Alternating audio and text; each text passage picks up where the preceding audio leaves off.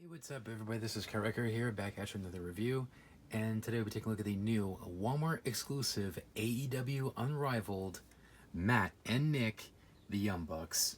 To start off, I'm sorry about the glare, guys. Like, I've been trying to cover up that sun glare, but I can't help it. I apologize. But anyways, here they are. I'm actually pretty excited for these. Kind of divisive figures in the wrestling figure collecting community. I'm somewhere in the middle at first glance, but we'll see how it is when we open these up. And I'm actually pretty excited for these. I actually love this gear, so we'll see what side I fall on. Are these good figures? Are they bad figures? Whatever. And we'll see if we can figure out kind of why they're very divisive. But we'll see about that. Anyways, first things first, the packaging. Now, one thing I do want to comment on is I like the fact that they changed the color of the border up here, because obviously when it's unrivaled, it's just gold normally, and even for the Walmart exclusives, they kept it gold. Unmatched, the border is usually silver. For the Walmart exclusives, they kept it silver, but this time they changed it to blue. So I'm curious, are they going to change? Are they going to keep it this way going forward, or is it just like a one-time thing? Which I would prefer this way, because it kind of fits with the color scheme, because Walmart's color scheme is blue.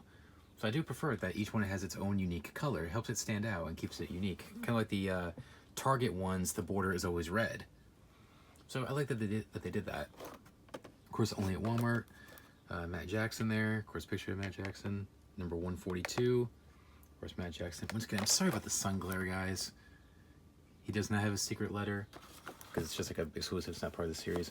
Nick, same thing. Nick Jackson, number 143. Of course, pictures. I love the pictures. Once again, no secret letter. In the back, just images of them from the show that these figures are based on. They're pretty cool. And it looks like Matt's trying to get out of his package already. That's how it was when I got him. But this was the best one I could find. The other one was like really scratched up. Anyways, that does it for the packaging. So let's open up the Young Bucks and see what we have, and also see how they compare to some of the other Young Bucks figures, and see if we can figure out why these figures are so divisive. Let's find out. We'll be right back. So here's the Young Bucks out of their packaging. Once again, sorry about the sun glare. Anyways, like I mentioned in the intro, these figures are definitely very divisive among the collecting community, and it's easy to see why. And honestly, I'm kind of divisive about these figures too. I mean, I like them, but at the same time, I don't. I mean, they both have their flaws, positives, and negatives. Like I said, I'm very split on these. Anyways, let's get into it. First up, their accessories. They both come with the same thing. They come with some interchangeable hands. They both have the standard fists.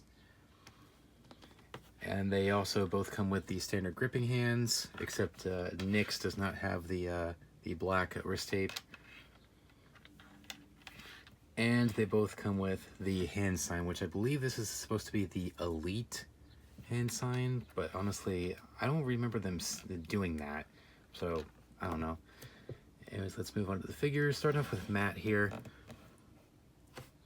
Starting off with the face. I like the face, honestly, for Matt. It's not the best face scan we've gotten for Matt, but I think it's decent. And speaking of the head, here comes one of the controversies with this figure, and that is the headband. It's obvious it's meant to be like the picture here, but I kind of wish they would have done like a wash on these tassels, so that way they look a little bit more transparent, and that you can see the face. As they are now, like I said, they're nicely detailed and nicely sculpted, but like I said, you can't see the freaking face. Like I said, I wish the headband would come off, possibly. Like I said, underneath, I think it's a decent face. The hair looks good. Now moving down to the jacket, which I like this jacket. Once again, it does not come off though, unfortunately. But I do like the design of it with all the, I guess you could say graffiti paint. It's very cool. I like that. It says Young Bucks on the front. Of course, mine has a couple paint effects. That's okay. On the back says the Elite. A couple more blood paint splatter. Very cool. Then move down to the pants. Has the black belt. All these crazy designs with some more graffiti. And some pretty cool shoes. I think this is a new mold.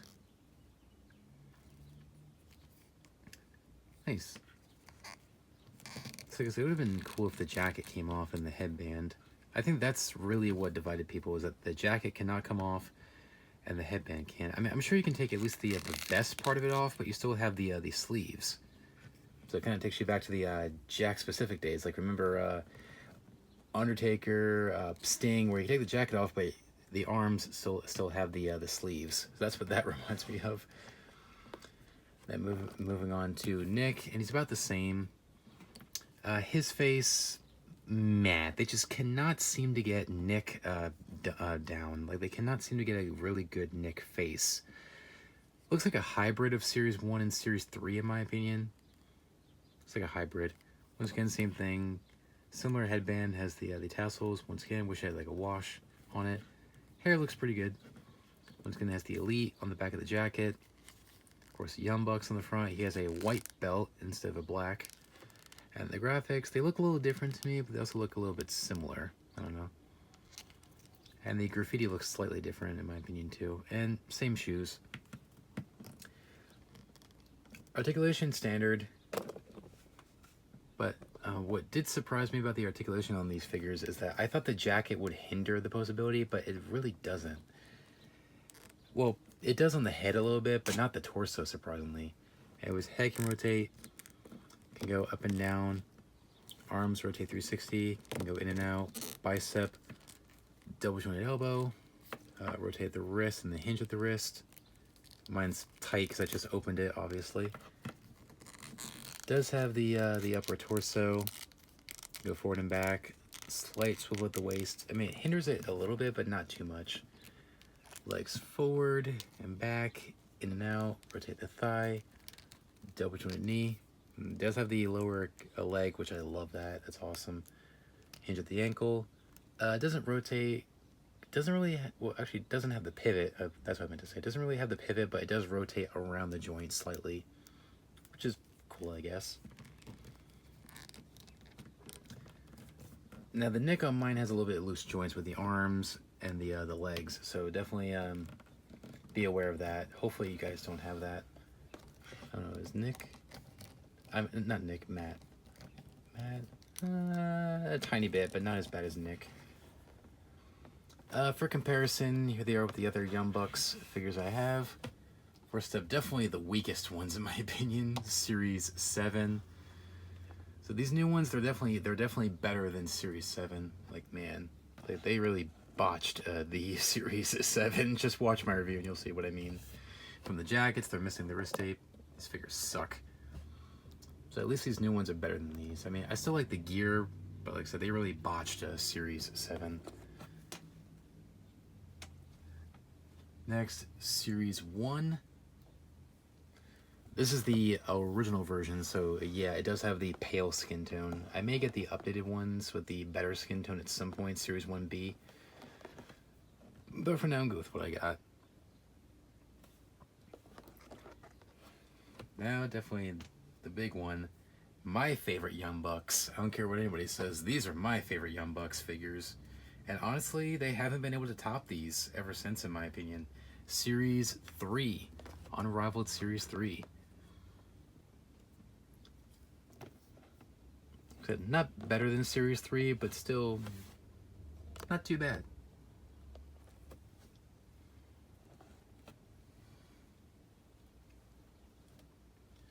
So these figures, despite their flaws, as I mentioned, they're decent figures, but they're both good and bad at the same time.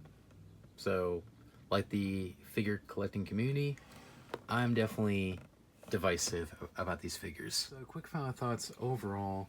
Like I said, I'm definitely very divided on these figures, just like the collecting community is. They're decent figures, but at the same time, not that great either. Like, I wish they would have done a better job on the tassels, on the headbands, so you can actually see the faces underneath, like in the picture, like the pictures on the back of the packaging. And yeah, I do wish the jackets could come off. I think that's definitely what really has people divided on these. But as far as a depiction of the entrance on the packaging, I think they're decent figures. Could have done a better job on the face scans, but they're okay. For a display piece, I think they're very solid figures. For figure photography and stop motion, they're alright, but definitely to play with, I would say definitely not. I mean, because how can you really play with these with the jackets on and the headbands? I mean, maybe you could, I don't know. I can only really recommend these if you're going to use these as a display piece, or if you're like a die-hard Young Bucks fan where you have to have every Young Bucks figure ever made. So I would say it's a pick your poison. But honestly, if you had to choose, I'd say pass on these. There's better Young Bucks figures out there. Because they're still cool to have. I still like the gear, but like I said, there are better Young Bucks figures out there. So like I said, pick your poison. Anyways, if you can find them, go for them if you want. Anyways, that's about it. So thanks for watching, guys. Please rate, comment, subscribe. Be sure to check out my AEW figure reviews playlist. Check out every AEW review I've done up to this point. And also be sure to hit that notification bell so you don't miss a single review. And stay tuned for more reviews of not just AEW action figures, but WE action figures, toy hunts, stop motions, maybe some shorts, of course, here and there. And a whole lot more. So be sure to subscribe so you don't miss it. Anyways, thanks for watching, guys. Please rate, comment, subscribe. And until next time, remember, you can't touch my dream and you can't touch my soul. I'm out. Take care, guys. Bye.